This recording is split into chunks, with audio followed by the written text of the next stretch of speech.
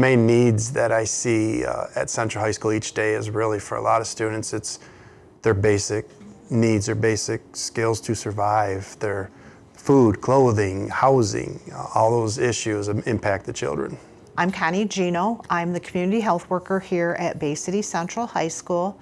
I have been at Bay City Central for approximately 3 years. A community health worker is a person who can connect people with resources that they may need and to help them find out truly what they need. They might not even realize that they need a service. The community health workers changed tremendously our support for our students. Our counselors and our nurses have been wonderful, but the counselors are really, they have 340 something students on their caseload that dealing with scheduling.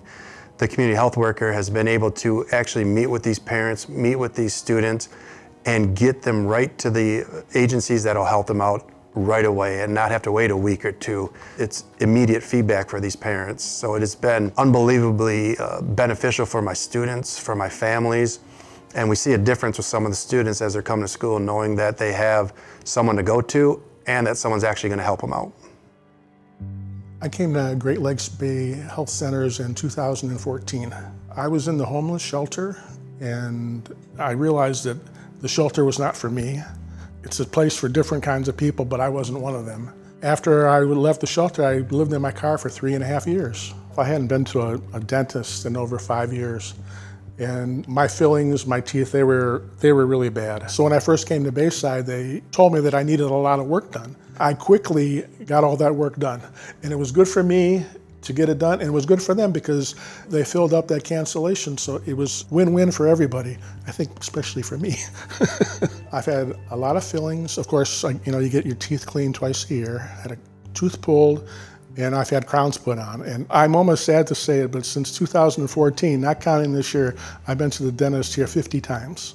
And the only thing I ever had to pay for was crowns, and part of that was paid for. But you think, well, 50 times seems a lot, but they were happy to have me, and I was happy to be here. Before, you look at your smile, and you don't want to smile. Now I look in the mirror, and I look at my teeth, and I go, hey, this looks really good.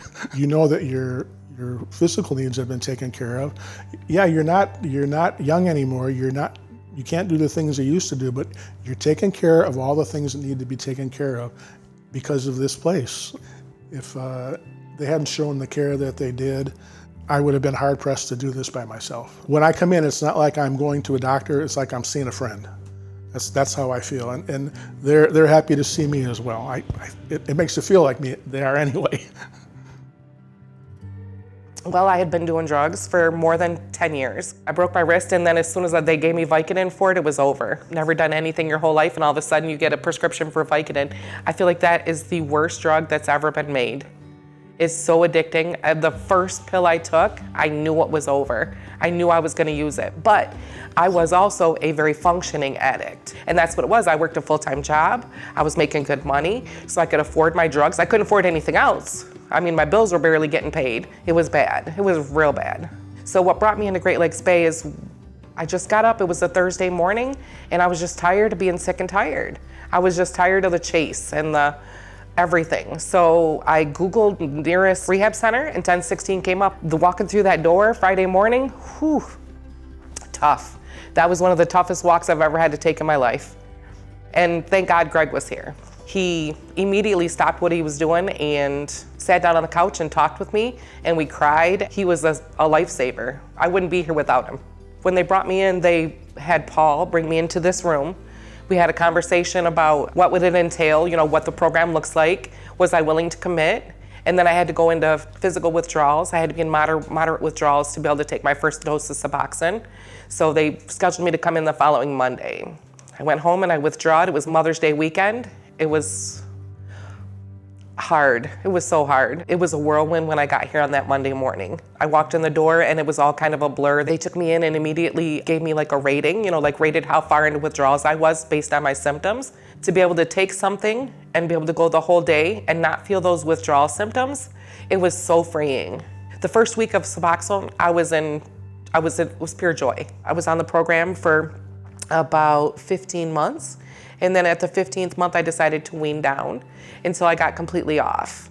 Being an addict is not fun. Nobody wakes up in the morning and chooses to be an addict. So when I think about everybody out there who's still using, there is a better way. There's just a better way. You don't have to live like that. And thank goodness for 1016, because without them, I know I wouldn't have made it. I would not have made it.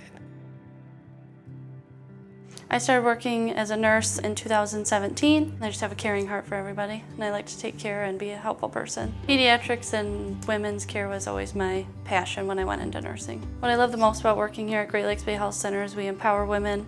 We get to watch them flourish from their very first appointment all the way to their last, and we get to see the reward of the babies at the end of it. I started working here in June and then had a positive pregnancy test in the first part right before COVID in February of 2020. I wasn't going to receive care here because I was new and I wasn't sure, how I felt about getting care where I worked. So I continued and got care through the previous physician that I had seen. She started out by doing lab work.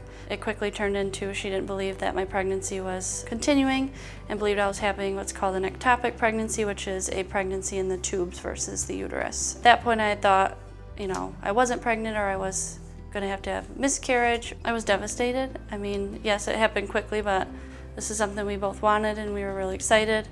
And it's always devastating to hear that, you're not pregnant or you're going to have a miscarriage or something's wrong. But when I went to the other doctor's office, she kind of instilled fear a little bit. So I in turn came here and I talked with a couple of the physicians and they said, definitely you should wait.